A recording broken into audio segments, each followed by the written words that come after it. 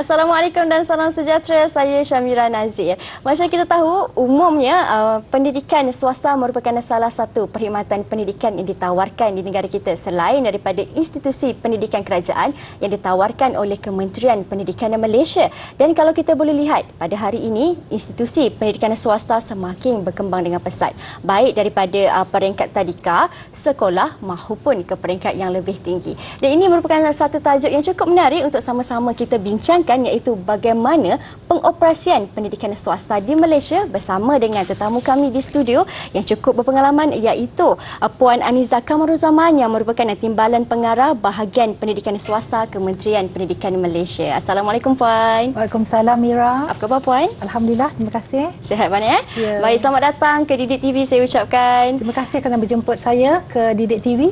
Okey. Baik Puan, hari ini kalau kita sentuh tentang pengoperasian pendidikan swasta di Malaysia. Ya. Sebenarnya pendidikan swasta ini bukanlah sesuatu perkara yang asing lagi kan di negara kita. Jadi kalau Puan sendiri boleh kongsikan apa sebenarnya yang dimaksud dengan pendidikan swasta dan juga lanskap pendidikan swasta itu sendiri. Baiklah Mira, institusi pendidikan bermaksud institusi pendidikan yang bukan bantuan kerajaan dan bukan kerajaan, yang dibiayai sepenuhnya oleh sektor swasta, bukan menggunakan peruntukan kerajaan, dan ia menawarkan perkhidmatan pendidikan dari prasekolah hingga ke lepasan menengah, iaitu pra-universiti. Dan untuk makluman Mira juga dan juga masyarakat di luar sana, bahawa institusi pendidikan ini dia melaksanakan kurikulum yang diluluskan oleh KPM. Okay. Ya. Dan secara umumnya bagi IPS yang berada di Malaysia, kita ada 3 kategori utama, iaitu tadika, sekolah dan pusat. Ya. Dan sehingga 30 Jun 2022 kita ada 7,740 tadika swasta, 535 buah sekolah dan juga 6,805 pusat di seluruh negara. Dan ingin saya maklumkan di sini bahawa untuk IPS kategori sekolah kita ada 9 jenis ya Mira, 9 jenis sekolah, 9 jenis kategori. Ya. Yang pertama adalah sekolah rendah dan menengah akademik, sekolah rendah dan menengah agama, sekolah antarabangsa, sekolah ekspatriat, sekolah pendidikan khas. Oh, ada juga ya? Ada. Kita ada 15. Dan juga sekolah menengah persendirian Cina. Okey. Baik, tadi pun ada sentuh, ada terbahagi kepada 3 kategori, iaitu tadika, sekolah dan juga pusat. Kalau tadika dan sekolah mungkin ada yang familiar lah dengan terma itu, tetapi bagaimana pula untuk bahagian pusat itu Puan? Okey, untuk pusat kita ada beberapa kategori utama, iaitu antaranya adalah pusat bahasa. Okey. Kita nampak dekat dengan rumah-rumah kita banyak pusat bahasa ya. Pusat tuition. Okey, ini saya tahu pusat tuition. Okey. Pusat kemahiran, juga pusat perkembangan minda. Selain daripada itu, ada juga pusat-pusat di mana ia diwujudkan atas kerjasama kita dengan negara luar. Kita ada 3 jenis ya, iaitu yang pertama pusat pembelajaran komuniti. Ini khusus bagi anak-anak tenaga pekerja di ladang-ladang di Sabah dan Sarawak, dan ia disediakan oleh Konsulat Indonesia ya. Oleh Kerajaan Indonesia melalui konsulat di Sabah dan Sarawak. Sementara itu bagi pusat bimbingan kita ada di Sabah ya, di mana ia juga dikhususkan untuk anak-anak tenaga pekerja ladang. Dan ini dibiayai oleh NGO ya, pertubuhan-pertubuhan bukan kerajaan. Baik. Yang ketiganya adalah pusat pengembangan alternatif yang diwujudkan khusus bagi anak-anak pelarian. Okey, yang ini dibiayai oleh pihak UNHCR. Wow, okey. Baik, kalau Puan dah sentuh tentang 3 kategori pusat pembelajaran ini, iaitu community, bimbingan dan juga alternatif, kan? Kalau kita tengok sebenarnya besar. Kan, jadi sudah pastinya kita pun ingin mengetahui juga berapa jumlah murid dan juga jumlah guru untuk ketiga-tiga pusat ini. Ya, bagi ketiga-tiga kategori ya. Saya terus menyatakan tentang jumlah murid di ketiga-tiga kategori IPS itu tadi. Di tadika swasta kita ada hampir 290,000 ya, orang murid di tadika swasta. Okey, ramai. Okey, kalau saya nak terperincinya dia adalah 283,436 murid di tadika swasta seluruh negara ya. Ini yang berdaftar dengan KPM Mira. Okey.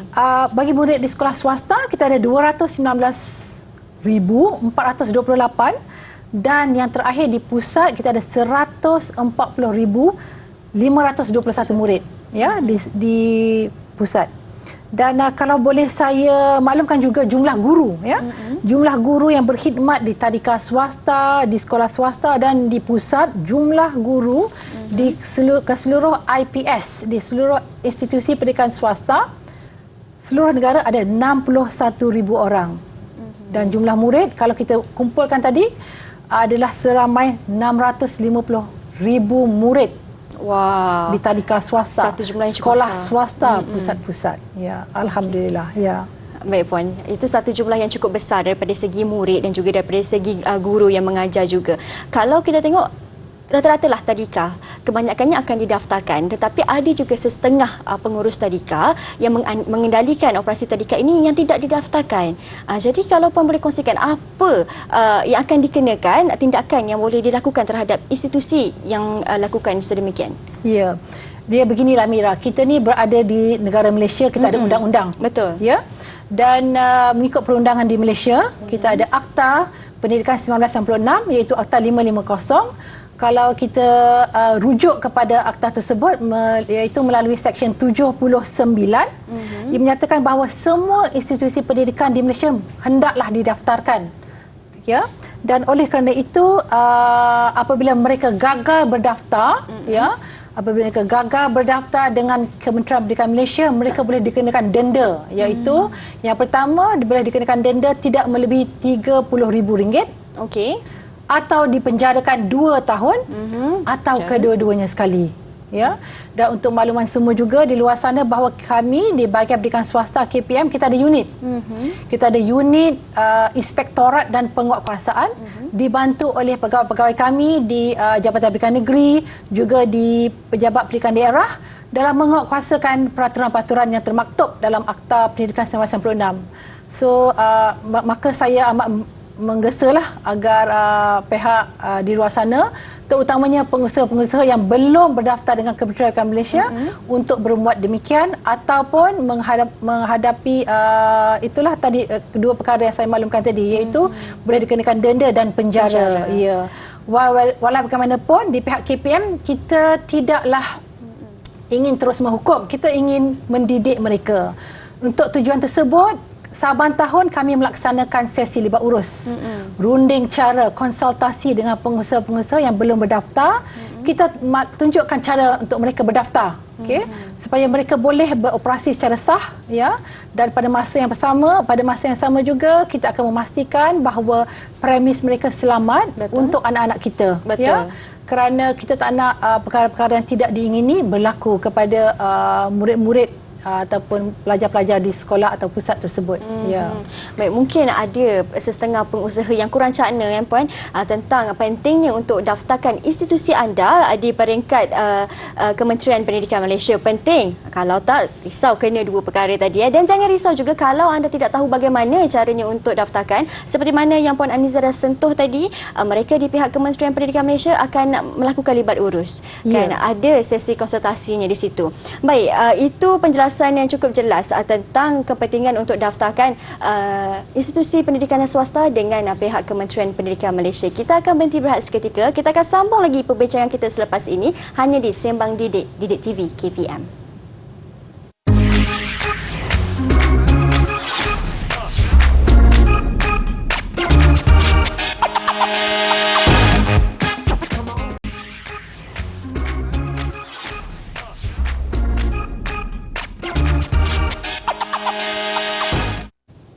Baik, hari ini di Sembang Didik kami membincangkan tentang bagaimana pengoperasian pendidikan swasta di Malaysia bersama-sama dengan tetamu kami di studio iaitu Puan Aniza Kamaruzaman yang merupakan Ketimbalan Pengarah Bahagian Pendidikan Swasta Kementerian Pendidikan Malaysia. Baik Puan, macam kita tahu IPS ini merupakan salah satu perkhidmatan pendidikan yang ditawarkan di negara kita selain daripada institusi pendidikan kerajaan. Jadi mengapa pentingnya untuk IPS ini berdaftar dengan KPM? Kenapa perlunya berdaftar itu? Oh, baiklah Mira, memang sangat penting, semestinya penting untuk setiap institusi pendidikan yang berada di Malaysia untuk berdaftar dengan KPM, kerana kita ingin memastikan bahawa perkhidmatan pendidikan yang diberikan kepada anak-anak kita ini adalah kualiti yang tertinggi, ya, dan juga untuk memastikan bahawa mereka beroperasi secara sah, mereka merekrut guru secara sah, ya, dan juga untuk memastikan juga bahawa mereka beroperasi tidak semata-mata untuk mengaut keuntungan, ya, kerana kadang-kadang kita terdengar juga apabila berlaku sesuatu perkara yang tidak diingini, pihak di luar sana akan menyalahkan Kementerian Pendidikan Malaysia, tetapi pada asasnya mereka tidak berdaftar dengan KPM. Betul. Itu adalah sangat rugilah, kerana apabila mereka berdaftar, mereka akan dapat kita pastikan dari segi peraturan-peraturan yang mereka perlu ikuti, ya. Kerana again, pada akhirnya kita inginkan semuanya dapat dilaksanakan secara sah, ya, mengikut undang-undang peruntukan yang ada di Malaysia. Dan dari segi tenaga pengajar juga, apabila mereka berdaftar dengan KPM, kita akan memastikan bahawa tenaga pengajar mereka adalah yang berkompeten, ya. Dan apabila mereka merekrut pelajar-pelajar daripada luar negara sebagai contoh, mereka akan berbuat mengikut saluran yang betulnya lah, yang sebenarnya, melalui KDN dan seterusnya yang lain lah, yang mana saya akan kupas lagi secara detail selepas ini. Dan mungkin saya terlepas pandang tadi satu perkara yang saya ingin maklumkan di sini, bahawa pendidikan swasta di Malaysia ini, seperti yang Mira maklumkan tadi, memang semakin popular. Betul. Ya? Kenapa begitu? Dia ada kerana beberapa sebab. Antaranya adalah mereka secara keseluruhannya menyediakan fasiliti yang lebih baik, ya. Fasiliti yang baik, guru-guru yang kompeten, lokasi yang strategik. Betul. Dan sumbangan mereka kepada ekonomi negara juga tidak kurang banyaknya, ya. Iaitu dari segi ia juga membantu dalam mewujudkan peluang pekerjaan kepada warga negara di Malaysia ini, ya. Betul. Dan suka saya tambah juga bahawa warga negara daripada luar sana juga ke Malaysia kerana apa? Kerana kualiti pendidikan kita memang taraf dunia. Wow. Okey, alhamdulillah. Dan tadi Puan Anisa ada sentuhkan, guru-guru yang ingin mengajar juga di IPS ada standardnya tersendiri, cukup kompeten. Dan bagaimana pihak institusi pendidikan swasta memilih guru yang berkelayakan untuk turut serta untuk mencurahkan ilmu dan juga bakti mereka di bawah IPS ini? Okey. Baiklah, untuk dari segi kelayakan guru, pihak bahagian pendidikan swasta tidak memilih, cuma kita menyediakan atau kita we set the minimum qualification. Okey. Ataupun kelayakan yang paling minimal lah. Contohnya bagi tadika swasta adalah diploma, ya, dalam pendidikan awal kanak-kanak. Dan untuk tujuan tersebut, kita sedari bahawa ramai di antara tenaga pengajar di tadika swasta belum mempunyai diploma dalam pendidikan awal kanak-kanak. Justru pihak bahagian pendidikan swasta bekerjasama dengan IPGM, Institusi Perguruan Guru Malaysia, di mana kita ada menyediakan atau menawarkan program untuk guru-guru yang sedang mengajar di tadika swasta ini untuk meneruskan pengajaran mereka sehingga peringkat diploma, ya. Dan kita memang mendapat feedback, kita mendapat tahu bahawa ada sambutan di kalangan guru-guru tadika swasta ini untuk meneruskan pembelajaran mereka, dan ini kita lihat sebagai satu yang positif, kerana apabila mereka melanjutkan pelajaran mereka bagi diploma pendidikan awal kanak-kanak, ia merupakan satu value added, nilai modal insan kepada guru itu, juga memberikan mereka satu dari segi pendidikan mereka mereka akan lebih profesional, ya, dalam membimbing, mendidik anak-anak yang berumur 4 hingga 6 tahun ini, ya. Pendekatannya juga mungkin lebih berbeza, kan Puan? Ya, betul. So apabila mereka mengikuti kursus-kursus sebegini, juga akan menjadikan mereka seorang pendidik yang lebih profesional, ya. Okey. Baik. Kalau saya boleh tambah, di bahagian pendidikan swasta juga kita ada SKIPS, iaitu Standard Quality Institusi Pendidikan Swasta, ya. Ini telah bermula dari tahun 2006 lagi, Mira, ini adalah satu standard kualiti di mana kita menyediakannya bagi memastikan kualiti kualiti pendidikan swasta di Malaysia berada pada tahap yang paling optimum dan baik. Kita melaksanakan standard kualiti ini kepada pusat-pusat, contoh pada pusat tuition, pusat bahasa, juga kepada sekolah-sekolah, di mana ia dapat apabila mereka mengikuti ataupun apabila mereka menyertailah skip tu, mereka akan dinilai dari segi kualiti perkhidmatan mereka kepada ibu bapa, kepada masyarakat, kepada anak-anak kita. Kita akan lihat dia punya filing system. Kita akan lihat dari segi pengurusan murid mereka, dari segi pengajaran mereka, dari segi filing mereka, Juga ini juga dapat membantu di mana pihak KDN, Kementerian Dalam Negara dalam negeri, juga melihat ini sebagai salah satu platform untuk mereka menyokong atau meluluskan murid-murid yang ataupun pengusaha yang ingin merekrut pelajar-pelajar antarabangsa. Itu adalah syarat mereka. Itu adalah syarat untuk merekrut guru juga untuk menyertai dalam IPS, Institusi Pendidikan Swasta. Ada setengah pengusaha yang bertanggungjawab didaftarkan institusi mereka di bawah Kementerian Pendidikan Malaysia, adanya yang setengah pula yang tidak. Jadi kalau untuk pihak ibu bapa pula, macam mana cara untuk mereka mengenal pasti, ini institusi ini sudah didaftarkan, ini belum. Terutama sekali mungkin di peringkat prasekolah kan. Prasekolah banyak sekarang ni kan. Tumbuh ibarat cendawan yang baru tumbuh selepas hujan. Cukup banyak nak dikatakan. Jadi macam mana untuk ibu bapa sendiri mengenal pasti IPS ini sudah didaftarkan ataupun belum? Ya, betul. Itu adalah satu soalan yang sangat baik kerana kita saban hari juga menerima aduan, pertanyaan. Adakah tadika swasta ini berkaitan dengan rumah mereka berdaftar dengan KPM atau tidak? So, secara umumnya itulah satu perkara yang baiklah kerana mereka prihatin tentang pendaftaran tadika swasta ini dengan KPM. Baiklah, salah satu cara untuk memastikan bahawa tadika swasta itu telah didaftar dengan KPM adalah yang pertama ada papan tanda. Ada papan tanda di luar premis tadika tersebut dengan logo Kementerian Pendidikan Malaysia, juga dengan nombor ataupun kod tadika itu. Nama dan kod tadika ada terpapar di papan tanda tadika tersebut. Yang keduanya, seterusnya, pihak ibu bapa juga boleh melayari sistem e-prasekolah. Di mana alamatnya adalah eprasekolah.moi.gov.my. Di sana ibu bapa boleh mencari institusi dan menyemak sama ada sesuatu tadika itu berdaftar dengan Kementerian Pendidikan Malaysia atau tidak. Dan di dalam itulah caranya boleh dilakukan banyak. Itu untuk prasekolah. Betul. Prasekolah syaratnya seperti mana yang Puan Aniza dah sentuhkan tadi, di luarnya ada papan tanda. Ibu bapa boleh KPM, ada logo KPM, ada kod juga. Jadi ibu bapa boleh semak terlebih dahulu di situ, di luarnya terlebih dahulu. Dan itu untuk tadika juga boleh disemakkan di dalam laman pautan eprasekolah.moi.gov.my. Tetapi kalau untuk selain daripada bukan prasekolah, macam mana perlu ibu bapa nak mengetahui? Bagi yang bukan tadika swasta, ada beberapa caralah untuk mereka menyemak status pendaftaran sesuatu institusi itu.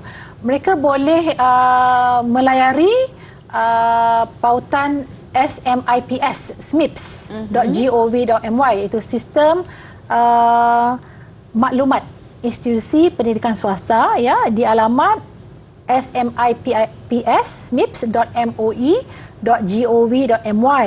Di sana memang terdapat list senarai di mana mereka boleh menyemak sekolah-sekolah, sama ada satu sekolah itu berdaftar dengan KPM atau tidak, kerana kita bimbang juga.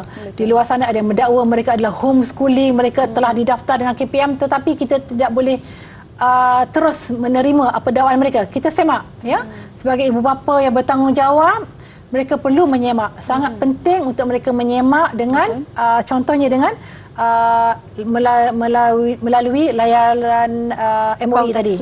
Pautan tersebut.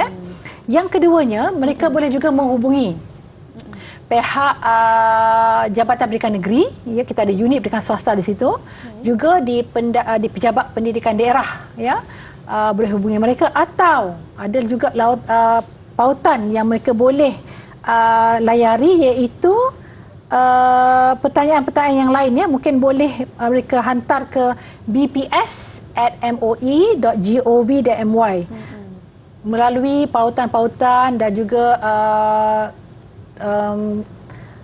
sistem, ya, yang dimaklumkan tadi. Pihak ibu bapa bolehlah terus menyemak status pendaftaran sekolah, ya, mungkin pusat, sama ada mereka berdaftar dengan KPM atau tidak, kerana ini sangat penting, ya. Betul. Demi memastikan bahawa keselamatan anak-anak, ya, kan? kerana kita bimbang ada yang tidak mematuhi peraturan yang telah ditetapkan oleh pihak PBT, ya, pihak PBT, juga bomba, juga pihak kesihatan, ya. Okey. Baik Puan. Jadi itu antara kepentingan yang mengapa ibu bapa sendiri perlu menyemak dan mengambil tahu adakah IPS yang mereka hantar anak mereka ini sudah didaftarkan ataupun belum kepada Kementerian Pendidikan Malaysia. Kita akan berhenti berehat seketika. Kita akan sambung semula perbincangan kita selepas ini hanya di Sembang Didik TV KPM.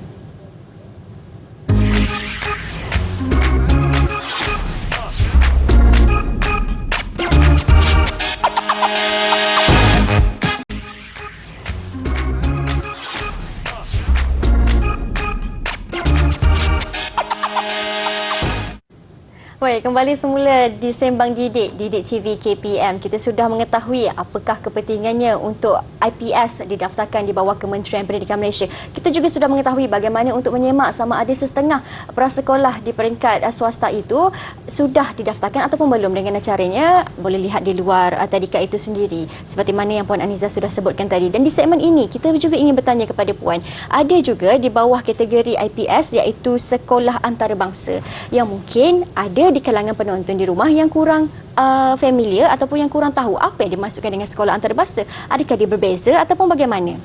Baiklah Amira, sedikit latar belakanglah pengetahuan tentang sekolah antarabangsa ini. Dari segi jumlahnya, sehingga 30 Jun 2022 kita ada sebanyak 204 buah sekolah antarabangsa di seluruh negara, Semenanjung Malaysia, juga di Sabah dan Sarawak, ya. Dan bagi sekolah expatriate kita ada 17, ya, sekolah expatriate. Dan untuk makluman juga, enrolment murid, ya, di sekolah antarabangsa setakat ini adalah lebih kurang 71,000 orang murid. 71,000 orang murid, ya. Dengan sementara itu bagi sekolah expatriate kita ada 2,828 orang murid, ya. Dan mungkin ada yang keliru tentang pengoperasian kedua-dua buah sekolah ini, kerana bagi sekolah antarabangsa, bagi ibu bapa, ya, yang berhasrat untuk menghantar anak-anak mereka ke sekolah antarabangsa, mereka boleh berbuat demikian dengan cara mengemukakan permohonan mereka kepada sekolah tersebut, dan pihak sekolah akan mengajukan mengajukanlah kepada pihak KPM, ya. Dan untuk dari segi kurikulum yang dilaksanakan di sekolah antarabangsa melaksanakan kurikulum antarabangsa. Sebagai contoh, kurikulum daripada Australia, ya, daripada British, ya, Britain, Canada dan beberapa yang lain. Dan bahasa pengantar bagi sekolah antarabangsa adalah bahasa Inggeris, ya. Dan mereka menerima masuk murid-murid bukan warga negara, juga warga negara. Cuma saya tersilap tadi. Apabila ibu bapa, ya, berminat untuk menghantar atau berhasrat untuk menghantar anak mereka ke sekolah antarabangsa, mereka boleh berbuat demikian dengan menghantar permohonan terus kepada sekolah antarabangsa. Dan mereka akan memproses. Berbeza dengan sekolah expatriate. Okey. Bagi sekolah expatriate, senario berbeza, ya. Dia ada 3 cara ataupun 3 syarat yang mereka perlu patuhi sebelum ibu bapa tersebut dibenarkan untuk menghantar anak ke sekolah expatriate. Yang pertama, syaratnya adalah ibu bapa mesti warga negara luar, salah seorang Negara asal tu dah. negara asal tu lah, ya. Yang pertama, yang keduanya mereka pernah bekerja, ibu atau bapa tadi pernah bekerja di luar negara sekitar 3 tahun atau lebih, ya. Baik. Dan yang ketiga, maknanya dia akan balik ke Malaysia untuk meneruskan persekolahan. Mungkinlah sebagai contoh dia berada di Paris selama 3-4 tahun. So balik ke Malaysia mungkin nak belajar, ya, anak ni untuk belajar di sekolah antarabangsa Perancis, mungkin sekolah expatriate Perancis, ya, di Kuala Lumpur. Okay. Yang ketiga adalah jika ibu bapa akan berhijrah, akan bekerja di luar negara. Okay, sebagai persediaan untuk anak ini, so kita benarkan untuk anak ini belajarlah di sekolah expatriate. Dan apa yang mereka boleh buat adalah mereka perlu mengemukakan permohonan ke sekolah tersebut. Baik. Sekolah akan memajukan permohonan kepada pihak kami. Okey. Okey, untuk pertimbangan dan kelulusan pihak bahagian pendidikan swasta. Okey. Dan kalau daripada segi pelajar antarabangsa pula yang ingin mendapatkan perkhidmatan pendidikan di negara kita, bagaimana di pihak pendidikan swasta sendiri mengawasi kemasukan mereka ini? Adakah syarat-syaratnya ataupun SOP yang harus ditetapkan kepada pelajar antarabangsa itu ataupun bagaimana puan? Baiklah, untuk dari segi jumlah murid, kalau saya boleh kongsi di sini, ya. Keseluruhan murid bukan warga negara di semua kategori sekolah swasta adalah seramai 25,868 orang setakat 30 Jun. 25,000, ya, 868 orang. Ini bermakna Malaysia merupakan satu destinasi pilihan dari segi pendidikan, ya, yang ditawarkan oleh pengusaha-pengusaha di Malaysia, ya. Di bahagian pendidikan swasta kita menyambut aspirasi kerajaan ini dan kita sentiasa mengetengahkan Malaysia sebagai destinasi di mana pelajar-pelajar antarabangsa, ya, terus berminat untuk meneruskan perkhidmatan atau meneruskan pengajian mereka di Malaysia. Dan untuk tujuan itu kita ada bekerjasama dengan pihak Jabatan Immigration Malaysia, ya. Di mana kita akan menyokong, ya, of course, berdasarkan permohonan yang mereka hantar kepada pihak sekolah. Sekolah akan hantar memajukan permohonan itu kepada pihak kita. Kita akan go through, kita akan melihat semua dokumen-dokumen mereka, ya. Apabila semua dah teratur, ya, kita akan memberi surat sokongan, ya, sahaja, ya, surat sokongan kepada pihak sekolah dan pihak sekolah akan memajukan perkara ini kepada pihak JIM, Jabatan Immigration Malaysia. Kelulusan adalah tertakluk kepada prosedur peraturan yang berkuasa di Jabatan Immigration Malaysia. So dia adalah agak ketat dan amat ketat sebenarnya. Kita tidak membenarkan sebarang orang untuk masuk Malaysia, ya, kerana kita nak mereka adalah genuine. Mereka adalah betul-betul pelajar yang ingin datang ke Malaysia untuk belajar. Betul. Tidak salah gunalah. Tidak salah guna pas, ya, sebab kita bimbang pas pelajar itu takut disalahgunakan, Betul. ya. Okay. Kalau mungkin ada ibu bapa ataupun mereka yang di rumah sekarang yang tertanya-tanya, jadi apa sebenarnya kepentingan merekrut pelajar antarabangsa ini untuk belajar di Malaysia? Kenapa perlunya mereka ini untuk belajar masuk ke dalam Malaysia? Dia ada beberapa sebablah kenapa di samping untuk memeriahkan industri pendidikan, ya, di Malaysia. Kerana salah satunya, ya, yang utamanya adalah dari segi bagi pertumbuhan ekonomi di Malaysia. Ia amat menyumbang kepada pertumbuhan ekonomi di Malaysia kerana ia selaras juga dengan aspirasi kerajaan itu Malaysia sebagai satu hub pendidikan, ya. Dan kita menerima pelajar dari seluruh dunia, ya. Dan kebanyakannya lah mainly daripada Asia, ya. Kita, kalau tak silap saya, yang paling ramai, ya, warga negara asing yang berada di Malaysia adalah dari negara Korea. Antaranya Korea, Jepun, China, ya, dan juga daripada Australia ada, daripada Singapura, daripada Brunei, ya. Dan cukup banyaklah untuk disenaraikan, Ya, betul. Okey. Yang bagusnya daripada segi pertumbuhan ekonomi macam mana Puan Aniza sebutkan tadi. Kalau saya juga boleh kongsikan, mungkin daripada segi daya saing antara pelajar kita sendiri dengan pelajar luar, kita sama-sama dapat exchange knowledge, kan, culture, yes, betul. Itu akan memeriahkan lagi, ya, industri ataupun pendidikan di Malaysia ya. Betul. Okey, kalau mereka ibu bapa di luar sana yang berminat nak hantar anak-anak mereka ini masuk ke sekolah antarabangsa. Macam saya juga ada kenalan yang belajar di sekolah antarabangsa. Jadi mungkin Puan Aniza juga boleh kongsikan kepada mereka di luar sana bagaimana cara ataupun laluannya kalau ingin menghantar anak mereka mendapatkan perkhidmatan pendidikan di sekolah antarabangsa.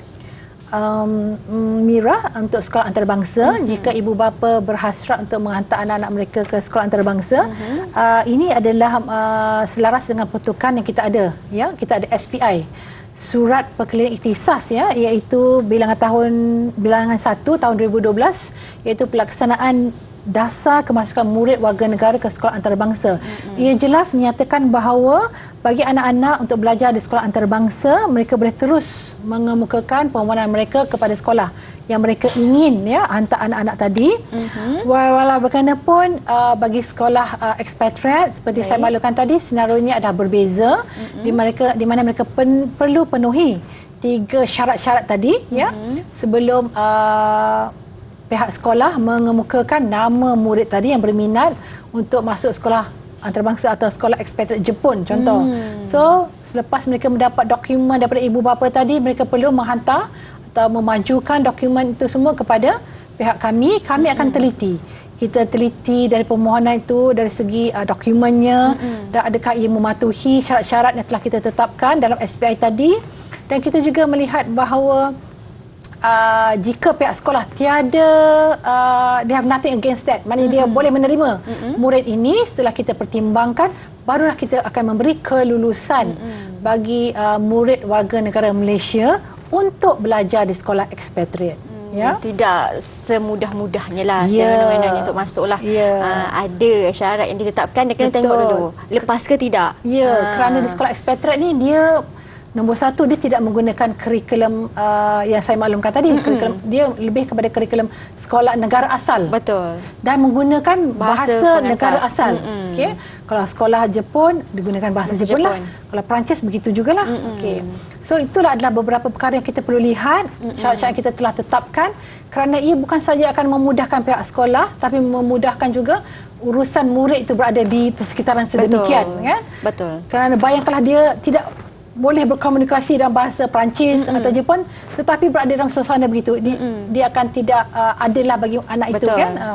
Tetapi jika ia adalah satu persediaan, ya, untuk murid atau anak-anak ini sebelum ibu bapa berhijrah ke Kanada mungkin, ke Perancis, ke Jepun, ya, ke Jerman, itu adalah sebaik-baiknya lah untuk mereka berada dalam suasana begitu sebelum ibu bapa berhijrah ke negara-negara berkenaan. Baiklah. Yang pentingnya bagaimana timbang tara yang harus dilakukan oleh ibu bapa sendiri untuk memastikan anak-anak mereka dapat pendidikan yang sempurna dan yang terbaik. Kita akan berhenti berehat lagi sekali, Puan. Okey, dengan izin, ya. Kita akan sambung semula selepas ini di Sembang Didik. Didik TV KPM, jangan ke mana-mana.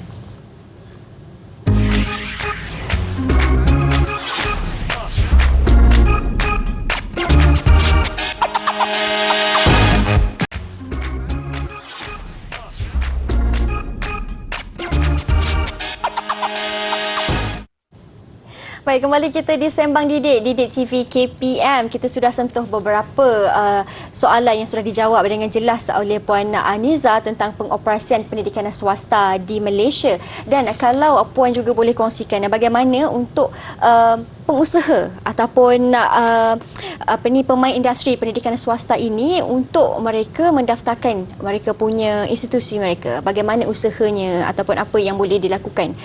Silakan, Puan. Okey. Baiklah, Mira, kami di bahagian pendidikan swasta, kita ada satu unit, ya, unit perhubungan dan promosi, di mana pihak kami juga membuat promosi, ya, untuk membantu pengusaha-pengusaha di luar sana dalam dari segi penubuhan dan pendaftaran institusi-institusi tadika swasta, sekolah atau pusat, ya, untuk mereka berdaftar dengan pihak Kementerian Pendidikan Malaysia. Sebagai contoh, dalam tahun 2020 ini kita telah melaksanakan 3 sesi town hall, ya, iaitu di negeri Melaka, Pulau Pinang dan Sarawak, ya. Dan alhamdulillah ketiga-tiga platform ini telah berjaya menjadi platform sesi di mana pihak pengusaha, berdialog dengan pihak bahagian pendidikan swasta, juga dengan pihak berkuasa tempatan. Kita panggil juga bersama-sama dengan kami pada ketika itu, pihak bomba, pihak kesihatan, juga pihak-pihak lain yang terlibat dalam urusan kelulusan, penubuhan dan pendaftaran institusi, ya. Dan ini juga merupakan satu platform di mana kami telah menyediakan platform di mana mereka bertanyakan soalan, ya, terus bertanya soalan kepada kami di mana kita membantu mereka, ya, untuk mendaftarkan institusi mereka secara sah, ya, kerana seperti yang dimaklumkan sebelum ini, ada juga di antara mereka tidak mengetahui kepentingan, ya, untuk mereka berdaftar. Cuma dalam perundangan ini, Mira, ignorance is not an excuse. Kita tak boleh kata kita tak tahu. Kalau itu adalah satu undang-undang yang mesti dipatuhi apabila sesuatu industri itu atau pengusaha itu melibatkan, ya, terlibat dalam industri pendidikan di Malaysia ini, ya.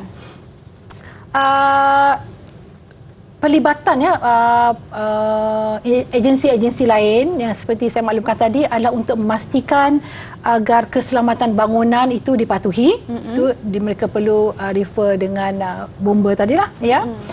Kesesuaian lokasi ini mungkin lebih kepada pihak berkuasa tempatan, ya, kerana setiap daerah, bukan sahaja negeri, setiap daerah, ya, di setiap negeri di Malaysia ini mempunyai pihak berkuasa tempatan yang berbeza dengan peraturan yang berbeza, yang perlu pengusaha ini fahami dan akur, ya. Baik. Dan penggunaan tapak juga, kerana kadang-kadang sesuatu tapak itu memang telah khususkan untuk satu-satu tujuan, ya, adakah untuk pendidikan, mungkin untuk sektor industri, mungkin kilang-kilang. So mereka mesti cakna tentang perkara ini, ya. Dan selain itu, sesi libat urus juga kita laksanakan bersama-sama dengan pihak-pihak lain yang berkepentingan seperti persatuan-persatuan, ya, persatuan-persatuan tadika, juga kita ada persatuan-persatuan yang melibatkan beberapa jenis sekolah, ya, untuk kita mengadakan satu hubungan yang baik, ya, kerana mereka juga merupakan telinga dan mata kepada kami juga. Baik. Ya, okey, kerana daripada situ kita akan tahu tentang kewujudan, ya, institusi-institusi yang tidak berdaftar, ya, dan mereka juga boleh membantu agar pengusaha-pengusaha yang lain berdaftar dengan pihak Kementerian Pendidikan Malaysia, ya. Dan kita juga telah menyediakan garis panduan yang untuk mereka patuhi. Baik. Kita bantu, dan kita juga telah upload perkara ini di portal MOE untuk mereka fahami, ya, untuk mereka lihat, semak tentang dari segi keakuran mereka, ya. Senarai semak kita ada, dan mereka perlu akurlah sebelum mereka boleh mengemukakan permohonan mereka, ya. Dan kita ada satu perkara yang terbaru, ya, selaras dengan pendigitalan dan modul, ya, pengurusan pihak KPM. Maka di bahagian pendidikan swasta kita ada membangunkan pembangunan iaitu modul pengurusan penubuhan dan pendaftaran IPS, ya. Okay. Ini adalah satu perkara ke arah digitalisasi. Bermakna pengusaha ini tidak perlu membawa kertas dokumen berat-berat berkilo-kilo ke pejabat di JPN atau ke bahagian pendidikan swasta di Putrajaya. Mereka boleh melaksanakannya melalui online secara dalam talian. Ya. Betul. Dan perkara ini apabila insya-Allah kita akan lancarkan dalam masa yang terdekat, ya. Dan ia akan memudahkan cara proses penubuhan dan pendaftaran. Kerana kita pun sekarang berada dalam era digitalisasi. Okey. Menyebutnya itu pun. Okey. So apabila kita berada di era itu, kita pun tidak mahu ketinggalan. Betul. Ya. So bermakna jika pengusaha di luar sana, contohnya pengusaha di United Kingdom berhasrat untuk mendirikan, mendirikan satu sekolah antarabangsa di Malaysia, mereka boleh melayari, boleh terus pergi ke modul ini dan boleh lihat semua apa perkara yang diperlukan. kerana di situ kita ada dua versi dalam bahasa Melayu juga dalam bahasa Inggeris. Okey. Jadi itu antara usaha-usaha lah yang giat dibangunkan oleh pihak Kementerian Pendidikan Malaysia. Betul. Untuk memastikan mereka ataupun semua pemain industri ini dapat melaksanakan tugas mereka dengan baik dan juga dapat memastikan didaftarkan dengan sempurna. Betul. Kan semua itu. Jadi semuanya dah di hujung jari saja seperti mana Puan Aniza katakan tadi kan. Dah menuju dah ke arah globalisasi, menuju ke arah pemekasaan ICT tu dah. Jadi jangan risau. Jangan tak perlu dokumen lagi ke apa. Jangan risau semua itu. Okey.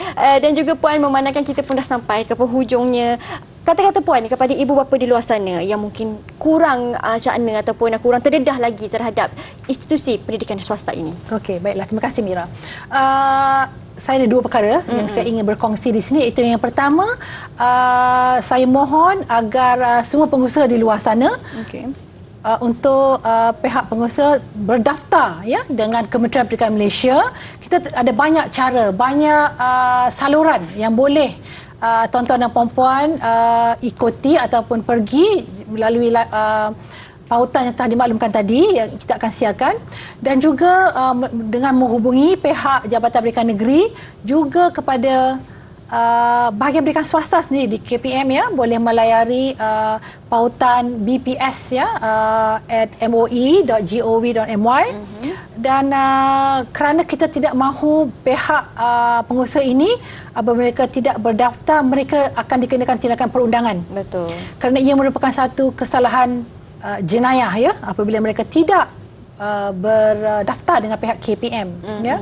Dan apabila kita, kesan saya juga apabila kita mengadakan sesi town hall, apabila kita mengadakan taklimat-taklimat, mohon kepada pihak pengusaha yang belum berdaftar ini, silalah hadir untuk mendapatkan maklumat yang terkini. Kerana kita, seperti saya maklumkan sebelum ini, kita ingin mendidik, kita ingin memberi cara yang mudah untuk mereka berdaftar, kerana pada penghujungnya itu adalah untuk kemudahan semua pihak. Betul.